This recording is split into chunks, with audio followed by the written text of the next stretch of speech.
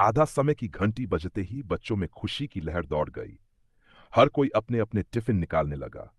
कोई पराठे निकाल रहा था, कोई सैंडविच, तो कोई अपने दोस्त के टिफिन में झांक कर देख रहा था कि उसे आज क्या खास मिला है। लेकिन रोहित, वह चुपचाप अपनी सीट पर बैठा रहा। उसकी आंखों में एक अजीब सी उदासी थी। धीरे से उसने अपना टिफिन डेस्क के नीचे छुपाने की कोशिश की, शायद कोई देख न ले। तभी एक लड़का अचानक उठकर जोर से चिल्लाया, मैम, रोहित आज फिर खाली टिफिन लाया है।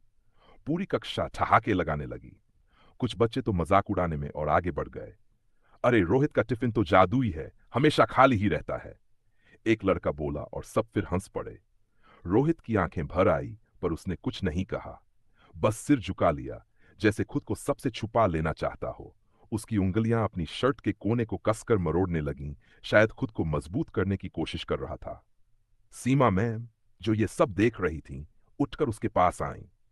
प्यार से उसके कंधे पर हाथ रखा और हल्की आवाज में पूछा, रोहित बेटा, क्या तुम्हें घर से टिफिन नहीं मिला? रोहित ने धीरे से सिर हिलाया। उसकी आंखों में शर्म और तकलीफ दोनों झलक रहे थे। नहीं मैम। उसकी आवाज कांप गई। मैम ने उसकी पीठ सहलाते हुए पूरी कक्षा की ओर देखा। उनकी आंखों में हल्की सख्ती थी, लेकिन आवाज हमेशा की तरह कोमल। बच्चों, क्या किसी ने सोचा कि रोहित बिना टिफिन के क्यों आता है? क्या हमें इस पर हंसना चाहिए या उसकी मदद करनी चाहिए? अब तक हंस रहे बच्चे अचानक चुप हो गए। कमरे में एक अजीब सी खामोशी छा गई। कुछ बच्चों ने अफसोस से सिर झुका लिया।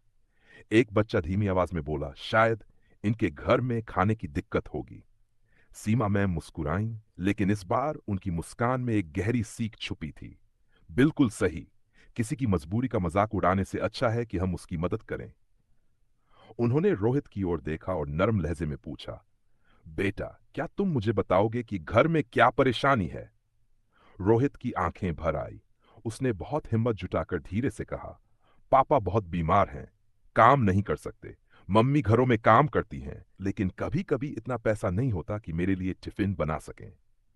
अब पूरी कक्षा की आंखें नम हो गई। किसी को समझ नहीं आ रहा था कि वे अब क्या कहें। सीमा मैम ने बिना कुछ कहे अपना टिफिन खोला और रोहित के सामने रख दिया।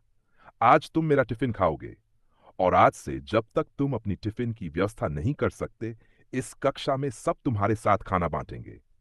तभी एक बच्चा जज से खड़ा हो गया। मैम, मैं अपना पराठा रोहित को दे सकता हूं। फिर दूसरा बच्चा आगे बढ़ा, मैम, मैं उसे अपना फल दूंगा। धीरे धीरे पूरी कक्षा आगे आई। किसी ने अपने टिफिन से रोटी दी, किसी ने सब्जी, तो किसी ने बिस्किट। रोहित की आंखों से आंसू गिरने लगे, लेकिन इस बार ये आंसू दुख के नहीं, खुशी के थे। उसकी झिझक दूर हो गई। उसने मुस्कुराकर सबकी ओर देखा और हल्की मगर दिल से निकली आवाज में कहा, धन्यवाद मैम, और धन्यवाद दोस्तों। उस दिन के बाद से कक्षा में एक नया नियम बन गया। कोई भी बच्चा भूखा नहीं रहेगा। सब मिलकर एक दूसरे का ख्याल रखेंगे। ये छोटी सी घटना रोहित के लिए ही नहीं, बल्कि पूरी कक्षा के लिए एक बड़ी सीख बन गई। सभी ने समझ लिया कि असली दोस्ती सिर्फ साथ खेलने या हंसने में नहीं, बल्कि एक दूसरे के दुख दर्द को समझने और मदद करने में होती है।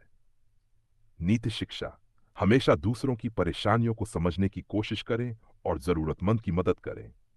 सच्ची दोस्ती और इंसानियत इसी में है कि हम एक दूसरे का सहारा बने, न कि किसी की मजबूरी का मजाक उड़ाएं।